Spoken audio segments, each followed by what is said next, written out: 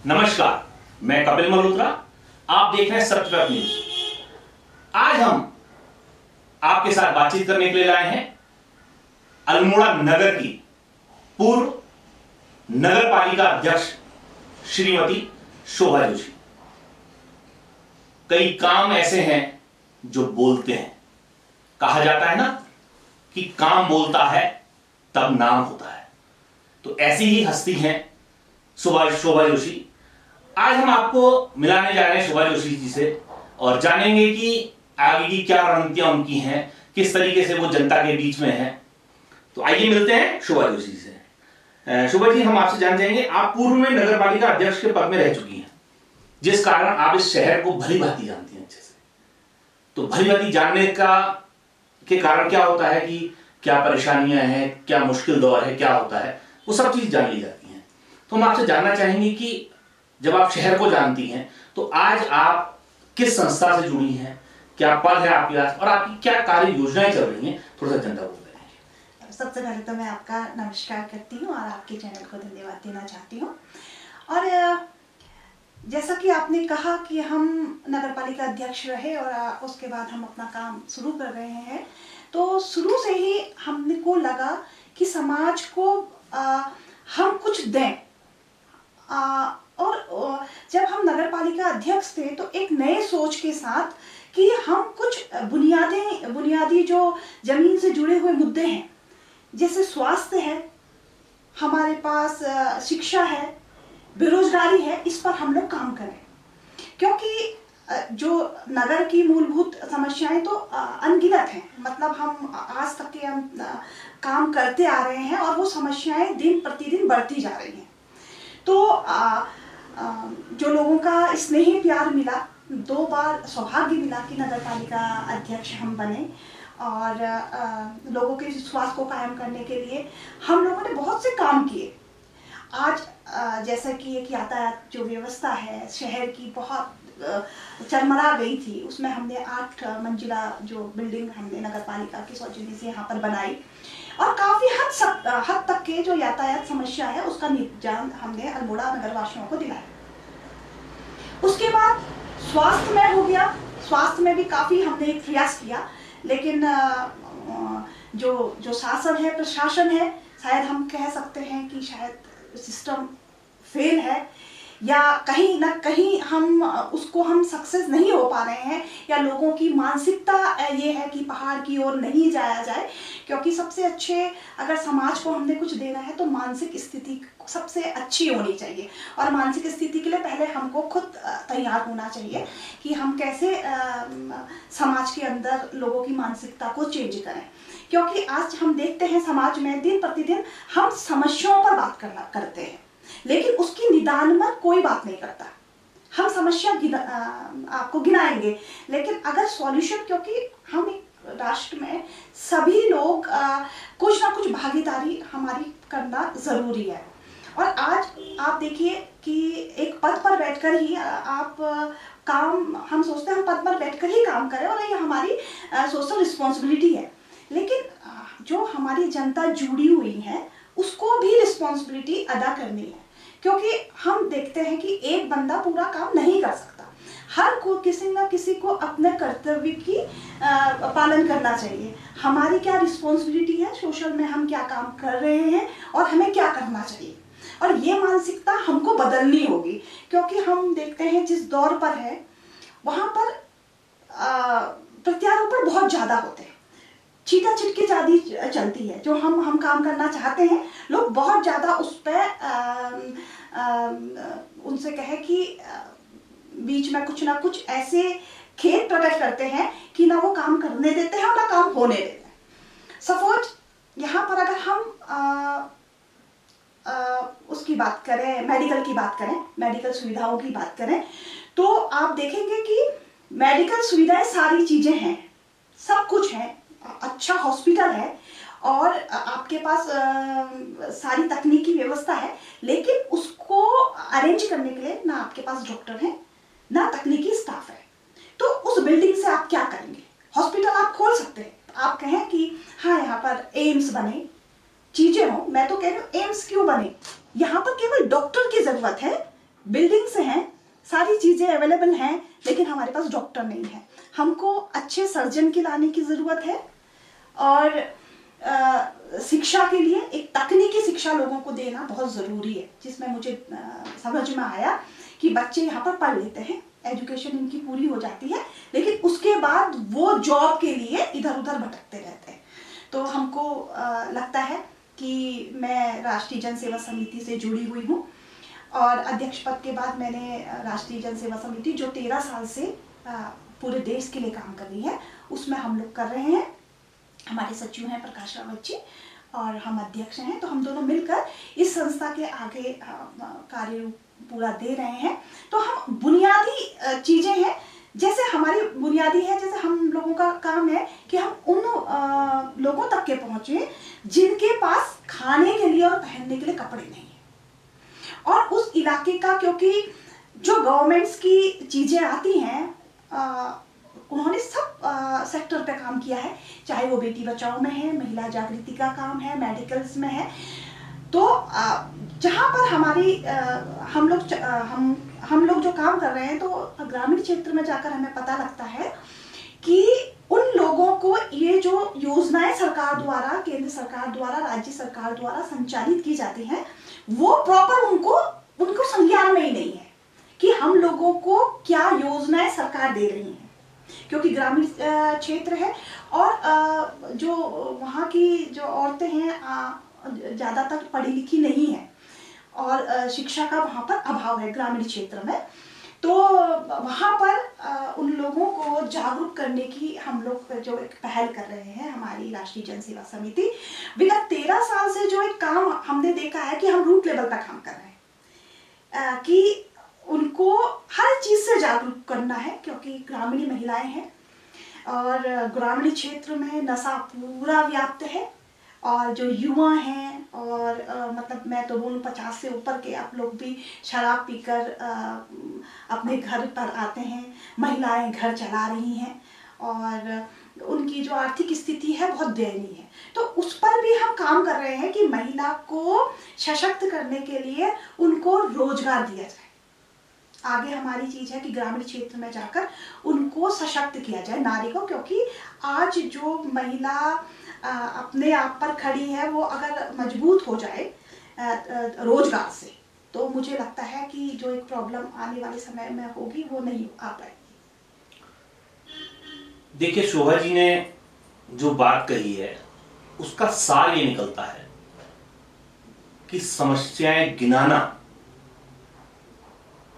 बहुत आसान होता है, लेकिन समस्याओं के साथ साथ अगर आप उसका हल भी बताएं तो ये जरूरी है, क्योंकि हम परेशानियों के दौर पे हैं।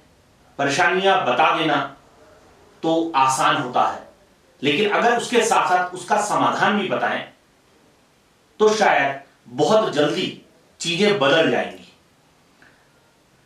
और शोभा जी ने कहा कि शिक्षा का अभाव आज भी गांव में है। जो देखा जाता है कि शिक्षा के अभाव के चलते ही महिलाओं पे अत्याचार हो रहा है, महिलाएं रोजगार करती हैं लेकिन वो मानदेय नहीं मिल पाता, महिलाएं आगे नहीं बढ़ पाती हैं। तो ये इस तरह के कुछ काम ये लेकर के चली हैं, इनकी संस्था लेकर के चली है, और ये बहुत अच्छा है कि इसी तरीके से लोगों को जागरूक करना है, शिक्षित करना है। शिक्षित होगा तो सारा देश आगे बढ़ेगा।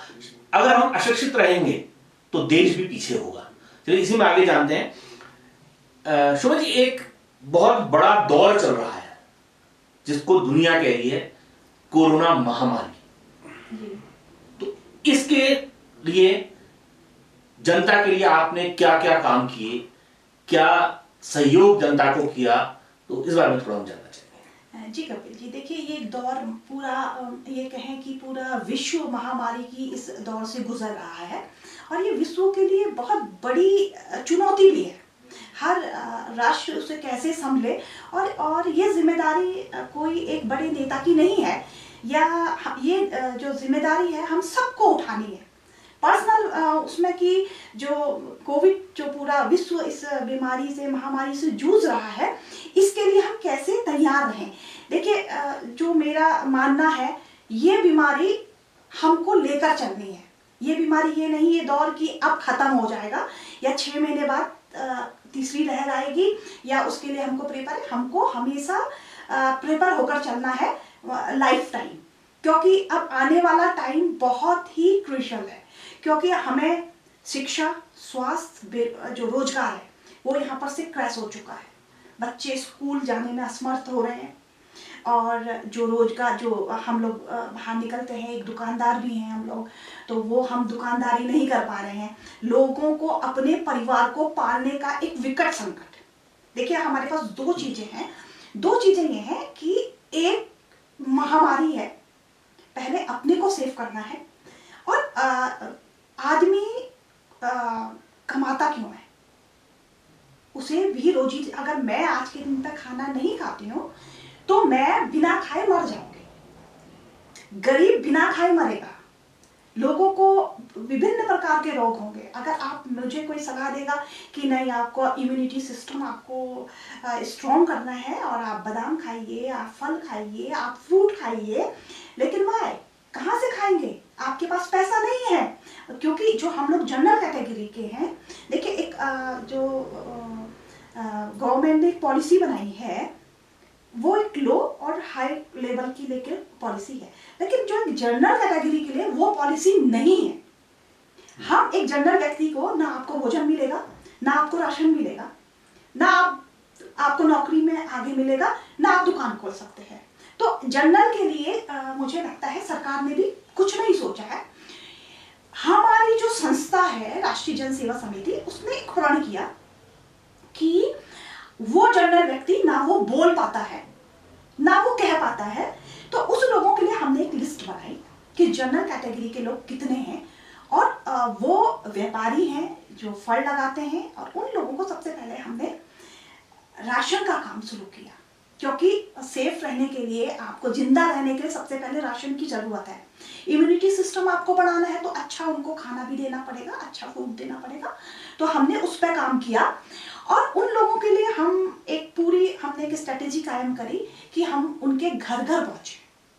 घर घर जाकर हमने उनको सारी चीज़ें, चाहे वो मेडिकल है, किट्स हैं, और जितने हमारे पास इंस्ट्रूमेंट्स हैं, और सेफ रहने के लिए, कोविड को बचाने के लिए हम लोगों ने वो सारे ऑक्सीमीटर्स है, वेपोलाइजर्स हैं, वो हमने उनको घर घर जाकर दिए। इवन हमने उन लोगों को फ्रूट्स भी दिया। हम लोग एक्चुअली गरीब लोगों पर काम तो कर ही रहे हैं, लेकिन जो ना हमारी सरकारें सोच रही हैं, ना अपन लोग सोच रहे हैं कि वो सामान्य व्यक्ति ना बोल पा रहा है, वो बिना बोले ही, आप देखिए क्या बहुत लोग सुसाइड कर रहे हैं। इस कोरोना काल में बहुत लोगों ने सुसाइड किया, और अगर उनका रेशियो देखा जाए तो वो सारे जनरल कैटेगरी के लोग डेथ हुई है। क्योंकि बैंकों के EMI है, लोगों के लोन्स हैं, लोग अपने बच्चों की फीस नहीं भर पा रहे हैं, तो उनके पास लास्ट साधन था सुसाइड करना। लेकिन हम लोगों का ये प्रयास रहा कि हम उन परिवार तक के पहुंचे, हम जितना भी हो सके उन लोगों को इस आपदा से, एक कोविड जो एक बीमारी है, अनसीन है, किसी ने देखी नहीं है, लेकिन हमारे मानसिक स्तर पर इतना गहरा उसने प्रभाव किया है। शायद आने वाली पुश्तें, मुझे नहीं लगता कि वो आने वाली पुश्तें, क्योंकि ये अभी 1 साल और 2 साल बीता है, और इस कोविड के लिए हमको लंबा इसी के साथ जीना है। तो इसी के साथ जीना है, इसी के साथ हमने आगे को शिक्षा बढ़ानी है, इसी के साथ हमने अपना रोजगार करना है, और इसी के साथ हमने जीना भी है।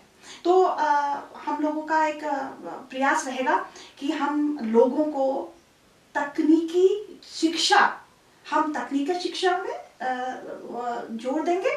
दूसरा, हमारी जो NGO है राष्ट्रीय जन सेवा समिति, इस कोविड में एक काम और कर रही है कि क्योंकि बहुत सारे बच्चे जिनके पास मोबाइल्स नहीं है, एक परिवार में 4 बच्चे हैं, मोबाइल एक है, क्लासेस 4 चल रही हैं, उन लोगों को हम जितना भी है वो संचार देने की कोशिश कर रहे हैं। उस परिवार तक के हम मोबाइल्स भी पहुंचा रहे हैं, उन लोगों को हम वो शिक्षा भी दे रहे हैं कि कोई ऐसा बच्चा है जो उनकी क्लासेस चल रही हैं, मोबाइल 8-8, 7-7 हज़ार रुपये से कम नहीं है, तो हम लोग आग्रह भी लोग से कर रहे हैं, अगर आपके पास 2 सेल है आप अगले को दे दीजिए।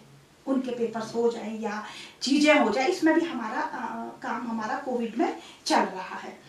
और फिर हम एक काम जो हम देख रहे हैं, आज कोविड का दौर भी है। आज मैं सुबह न्यूज़ भी जब पढ़ रही थी तो उसमें पढ़ रही थी कि भैया लाखों रुपए की जो नशा है, लाखों रुपए का जो हेरोइन्स वगैरह है वो पकड़ी गई अल्मोड़ा में एक व्यापारी द्वारा उसका। तो इसका मतलब देखिए, इस कोविड के दौर में भी जो नशा है वो बच्चों को दिया जा रहा है, तो हम उनको कैसे बचाएं इस दौर पर भी, जब पूरी मार्केट्स बंद हैं, बच्चे सब अपने घरों के अंदर हैं और लाखों का कारोबार फल फूल रहा है। उसमें भी हमारी संस्था पूरे तन मन धन से साथ दे रही है। पुलिस का है, चाहे हम लोग पूरा साथ दे रहे हैं, प्रशासन का भी, शासन का भी, उन बच्चों को अवेयर करने का भी काम कर रहे हैं कि आप देखिए बच्चे पढ़ रहे हैं, लिख रहे हैं, लेकिन एक नशा जो हमारे, मैं तो बोल रही हूँ, ये इंटरनेशनल हमारी समस्या है। ये ऐसा नहीं ये ग्रामीण समस्या है या पूरी ये सिटी की समस्या, इंटरनेशनल मुझे लगता है ये हमारी समस्या है। और हमारी जो संस्था है आगे भी इस मतलब कोविड को देखते हुए इस पर भी ये काम करेंगे। और आज हमारी जो संस्था है कोविड के लिए गांव-गांव जाकर, जितने क्षेत्र के जिले अल्मोड़ा है और जिले अल्मोड़ा से बाहर के क्षेत्रों को भी हमने टच किया हुआ है, और हम ग्रामीण में जाकर उन लोगों को शिक्षित कर रहे हैं और उन परिवारों को हम आकलन कर रहे हैं कि वो कैसे सरवाइव करेंगे, कैसे उनके बच्चे आगे बढ़ेंगे। क्योंकि आज की दशा हमारी कोविड दवाइयाँ या सैनिटाइजर तक के नहीं सीमित हो गई हैं कि हम वहाँ 2 दवाइयाँ लेके आए, सैनिटाइजर लेके आए और उनको बता के आए। लेकिन आज मुझे बड़ा मतलब ये तो है कि ग्रामीण में जो औरतें हैं उनकी इम्यूनिटी सिस्टम्स है वो बहुत ही स्ट्रॉन्ग है, उनसे सीखना पड़ेगा। लेकिन जो उनकी समस्या है रोजगार नहीं है। इस कोविड को देखते हुए कि हमने अवेयरनेस प्रोग्राम किया, भैया हमने आपको मास्क दे दिया, हमने आपको सैनिटाइजर दे दिया, हमने आपको इंस्ट्रूमेंट दे दिया, लेकिन आपको देखना है कि वो उनका परिवार आगे सरवाइव कैसे करेगा। एक ग्रामीण क्षेत्र में आदमी के लिए सोचना पड़ेगा उनकी थीम, क्योंकि आदमी नशे में पागल है और उनकी जो महिलाएं हैं उनके बच्चे कैसे शिक्षा आगे करेंगे। ऑनलाइन आपकी शिक्षा है, आपका संचार उस गांव तक के नहीं पहुंच रहा है बच्चों की पॉलिसी के लिए, उनके लिए भी चिंता का विषय, चिंता है कि ये बच्चे कैसे काम करेंगे। हम लोग, हमारा ये प्रोग्राम था, जैसे ही हमारा कोविड कुछ होता है तो हम तो ग्रामीण में क्षेत्र में जाकर हम क्लासेस बच्चों के लिए लगाए, उनकी एजुकेशन के लिए, चाहे 25 बच्चों को हमको पढ़ाना पड़े तो हम एक टीचर रखें, 15 बच्चे 20 बच्चे, उनको जहां पर संचार नहीं पहुंच रहा है, जहां पर मोबाइल्स नहीं है, बच्चे अनपढ़ के अनपढ़ रह जा रहे हैं, तो उनको हम शिक्षा देने का प्रचार में भी इसमें हम कार्रवाई आगे करने जा रहे हैं कि आगे हम बच्चों को ऐसी शिक्षा दें कि वो अपने ग्रामीण में, अपनी जमीन में हम अपना, वो उस जमीन के लिए, उस किसान के लिए कि तकनीकी शिक्षा दें कि इसी खेती से हम कमाएं, इसी से हम आगे बढ़ें। इसमें भी अभी आने वाले टाइम पर हम इसमें प्रयास करने जा रहे हैं।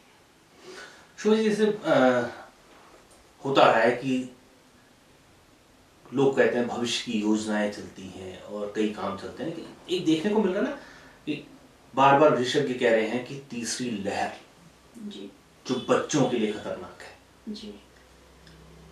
तो पहली लहर जब आई तो थोड़ा सा संसाधन रहे जी, फिर थमने लगी तो लोग उससे जो है निश्चिंत हो गए, लोगों ने कहा नहीं है ठीक हो रहा है। फिर दूसरी लहर आई तो दूसरी लहर ने बहुत ज्यादा तबाही मचाई। अब विशेषज्ञों का कहना है कि तीसरी लहर आएगी और तीसरी लहर जो है बच्चों के लिए खतरनाक हो सकती है जी। तो क्योंकि जनता ने देखिए आपको बहुमत से जिता करके एक ऐसे पद में बैठाया जो प्रथम नागरिक का दायित्व जिसको मिलता है, तो आप उस बारे में क्या सोचती हैं कि क्या आपकी योजनाएं रहेंगी उसके लिए और कैसे उससे बचाव हो सकता है? जी, तो ये जानते हैं। जी कपिल जी, देखिए ना, हमको ये बच्चों की लहर हो या बड़ों की लहर हो या छोटों की लहर हो, लहर एक ही है। हम इसे क्रिएट कर रहे हैं। आने वाला टाइम, क्या मैं कोई विजनर हूं कि जो मैं देख लूं कि आगे थर्ड लेयर्स में क्या आ रहा है, कि थर्ड बच्चों के लिए है या मेरे लिए है, चौथी लेयर अब किसके लिए आएगी। हमने बांट दी है। मुझे नहीं लगता है कि जब हम एक तीसरी लहर की बात करते हैं, अभी आप देखिए कोविड का चीज एक लहर पड़ी, लेकिन इसमें कोई मुझे नहीं लगता कि कोई इसमें विजय पा सकता है, या पूरी कंट्री यही सोच रही है कि हम इसको कैसे पार लगा लें या हम इसको कैसे सही कर लें। कोविड की कोई चीजें नहीं है, वैक्सीन बन चुकी है, लेकिन वैक्सीन के बाद भी लोगों की डेथ हो रही है। तो इसलिए हमें अपने बच्चों को सेव करना है। सभी लोग अपने बच्चे, आप देखिए ना, जब एक छोटा बच्चा होता है, छोटा आप ये लगाइए 12, 14, 15 महीने का बच्चा, अब कभी देखिए आप उसको अकेला नहीं छोड़ते। क्योंकि हमको एक हमेशा डर लगा रहता है कि बच्चा कुछ ना कुछ करेगा, क्योंकि उसको हम सिखा नहीं सकते, हम टीच नहीं कर सकते, क्योंकि उसकी हरकत है कि वो उसने कुछ ना कुछ करना है, उसे ये अंदाजा नहीं है ये सीढ़ियां से नीचे गिरेगा। ऐसे ही कोविड है। अगर आपको इसका संज्ञान नहीं है, अगर आपको पता नहीं कि कोविड है क्या चीज है, एक्चुअली ये एक जैसे एक वायरस है, और वायरस जैसे सर्दी जुकाम आपको होता है, अगर आपके घर में सर्दी जुकाम होता है तो पूरी फैमिली से इफेक्टेड होती है, क्योंकि कहीं ना कहीं हम अवेयर नहीं होते हैं। बच्चों के सामने भी हम खांस रहे हैं, हाथ नहीं धो रहे हैं, डिस्टेंस का पालन नहीं कर रहे हैं, और इसे इतना बड़ा इश्यू बनाने की जरूरत भी नहीं है। अगर हम इसमें डिस्टेंस का पालन करें, बच्चों को थोड़ा दूर रखें, हाथों को धोएं, अपना साफ सफाई में रहें, और बच्चों को एजुकेट करना पड़ेगा। एक बच्चे को बताना पड़ेगा एक दौर है, हमको सेफ रहना है, अपने मुंह में मास्क लगाना है, सोशल डिस्टेंस का पालन करना है। तो ये बहुत बड़ी बात नहीं है कि ये तीसरी लहर है, बच्चे हर किसी के घर पे हैं, तो हमको बुनियादी तौर पे अपने स्तर पर हर किसी को, ये गवर्नमेंट का हम गवर्नमेंट में थोप दें कि नहीं तीसरी लहर आएगी तो ये मेरे बच्चों को प्रोटेक्ट करेंगी, क्योंकि अगर एक घर है, हमने एक घर बनाया है, तो घर के लिए टॉयलेट ही होती है। अगर हम 4 लोग साथ ही टॉयलेट में जाएंगे तो व्यवस्था तो एक ही है।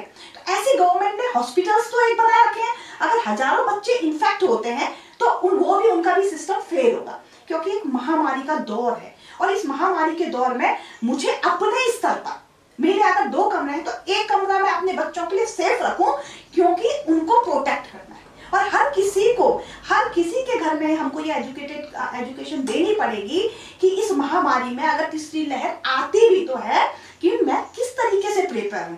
मैं अपने 2 साल अभी कोविड को होने जा रहा है, और हम लोग कैसे प्रिपेयर होंगे 2 साल और आने वाले पूरे टाइमिंग के लिए, मैं कैसे कोविड को तैयार रहने की मैं कैसे उसको हल कर सकती हूँ। क्या मैं गवर्नमेंट को देखूं, या मैं नेताओं को देखूं, या मुझे वो क्या चीजें देंगे। तो हमारे लिए गवर्नमेंट्स को हर किसी से, यहाँ क्योंकि पढ़े लिखा शहर भी है, गवर्नमेंट्स एक चीजें मांगनी चाहिए समाधान हेतु। कोविड का समाधान आप बताइए कैसे हो सकता है, ये आंसर जनता से मांगे जाए, और गवर्नमेंट को उसको इम्प्लीमेंट करना चाहिए कि मेरे सजेशन क्या है, आपके सजेशन क्या है, जिसके पास जो सजेशन है वो दीजिए, क्योंकि समस्या का समाधान तभी हो पाएगा जब हम उसमें सोचेंगे, क्योंकि हमारा और सोचना भी कैसा है, पॉजिटिव सोचना है। आपकी मानसिकता का स्तर पॉजिटिव होना चाहिए, तभी मुझे लगता है कि इस कोविड में हम सब मिलकर इसका समाधान कर सकते हैं। क्योंकि अब ये तीसरी लहर है कि एक गवर्नमेंट ने बताई ये तीसरी लहर है। ये लहर मेरे हिसाब से कुछ नहीं है, ये एक वायरस है जो एंटर कर चुका है हर कंट्री में, उससे बचना है। और बचना इसलिए भी है क्योंकि जो बच्चे हैं बहुत सेंसिटिव होते हैं। अभी तक हमने अपने बच्चों को सिर्फ, आप देखिए संस्था खुली, सब चीजें खुली, लेकिन जो स्कूल्स की संस्थाएं हैं वो बंद हैं, क्योंकि बच्चे बहुत ही कोमल होते हैं, सेंसिटिव होते हैं, और उन पर इफेक्ट्स ज्यादा होते हैं। अगर गवर्नमेंट ये करती है कि स्कूल्स खोल रही है तो वो कहीं ना कहीं इन्फेक्ट होंगे, तो वो तीसरी लहर उन पर अटैक करेगी। इसलिए जो अभी जो 2-4 महीने अगर ये बंद कर दिया जाए और बच्चों को अपने घर पे सेव किया जाए, तो मुझे लगता है कि तीसरी लहर से बिल्कुल बचा जा सकता है। और सभी लोग जितने मुझे सुन पा रहे हैं, तो मैं तो यही कहूँगी कि अपने बच्चों को बिल्कुल सेफ रखिए, बिल्कुल, क्योंकि हम जब बच्चे छोटे होते हैं तो 14-15 महीने तक के हम बच्चों को बिल्कुल बाहर नहीं छोड़ते, क्योंकि माँ को लगता है कि अगर हमने इसको बाहर छोड़ा तो कुछ ना कुछ एक दुर्घटना घट जाएगी। ऐसे ही पेरेंट्स को अपने बच्चों पर नजर रखनी है इस कोविड काल में। कोविड कोई एक मार्जिन नहीं है कि 3 महीने 6 महीने, बट लेकिन जब तक के ये चले तब तक के हमें अपने बच्चों पे पूरा ध्यान रखना है कि ये नहीं कि तीसरी लहर बच्चों के लिए आएगी। देखिए, जैसे हमारे घर में बुजुर्ग हैं, इन लॉज हैं, हमारे माँ बाप हैं, उन लोगों को भी हमको देखना है, उसके बाद हमारे बच्चों को भी देखना है और हमको भी देखना है। तो हम लोगों को बड़े समझ से, और जितना भी हम, चाहे हम सोसाइटी में हम रहते हैं, और मेरा तो निवेदन भी है कि ये काम कोई NGO या कोई पत्रकार या कोई लीडर, उसकी रिस्पॉन्सिबिलिटी नहीं होनी चाहिए। हम समाज में जितने लोग हैं, सारे लोग मिलकर इस विपत्ति में डटकर सामना करें, और अपने आस पड़ोस में देखें कोई बीमार है, कोई ऐसी तकलीफ में है, तो अगर मैं एक समय का उनको अन्न दे सकती हूँ, 10-100 का तो मैं भी नहीं देख सकती, पर एक का मैं भी देख सकती हूँ, तो आस पड़ोस में हम अपना ख्याल रखें। तो ऐसे पूरे भारत में अगर सब ये सोचे कि मुझे एक की हेल्प करनी है, तो हमारे अगर देखा जाए तो 20% जो सामान्य लोग हैं जो अपना घर का गुजारा नहीं कर सकते, तो 80% तो उनको दे ही सकते हैं। और इस आपदा काल में हमको सब मिलकर, मैं ये नहीं कह रही कि हमारी NGO है जो ये काम कर रही है, घर घर जा रही है, बहुत लोग लगे हुए हैं। हम जब फील्ड में हम निकल रहे हैं तो बहुत से लोग भी ऐसे हैं जो बिना जो संस्था के नहीं जुड़े हुए हैं, वो भी गांव-गांव तक पहुंच रहे हैं, लोगों की सेवा कर रहे हैं। कितने लोग हम लोगों को अप्रिशिएट भी करते हैं, तो वो लोग भी हमारे साथ हैं। सोचिए कि वो भी अप्रिशिएट कर रहे हैं। कितने लोग नहीं कर पाते, लेकिन वो बोलते हैं कि आप लोग कर रहे हैं तो हम आप लोगों के साथ हैं। तो इस कोविड काल में तो मुझे लगता है कि हमारा ये प्रयास है कि हम लोग उन लोगों तक के पहुँचे, उस छोर तक के पहुँचे जहाँ तक के अंतिम व्यक्ति रहता है। फिर वही बात आई जो हमने पहले भी आपसे कही, जरूरतमंदों की मदद कीजिए, आगे बढ़िए, क्योंकि आपने और हमने मिलकर के इस देश को बचाना है। और एक बात शोभा जी ने कही जो हम भी आपसे कहना चाहेंगे कि कोविड से लड़ने के लिए अगर कोई भी आपके पास समाधान है तो आप सरकार को दीजिए, हमें दीजिए, हम भी पहुंचाएंगे और अपनी बात को आगे लाइए। बहुत अच्छी बात कि पॉजिटिव रहिए, नकारात्मकता को छोड़ दीजिए, देश के लिए सोचिए। इस समय देश बचाना है, खुद को बचाना है, अपने बच्चों को बचाना है।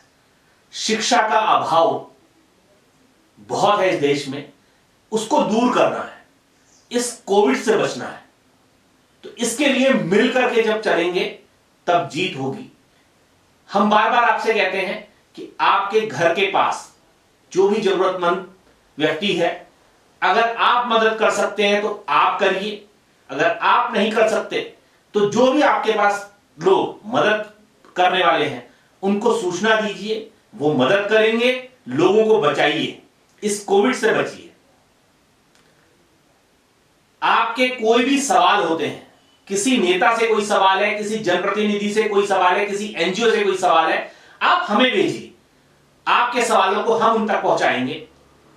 जैसे आज शोभा जी ने आपको कहा कि आप भी आगे आइए, उनकी संस्था आगे लगी है, ऐसे ही मिल करके इस देश को बचाना है और इस कोविड को हराना है।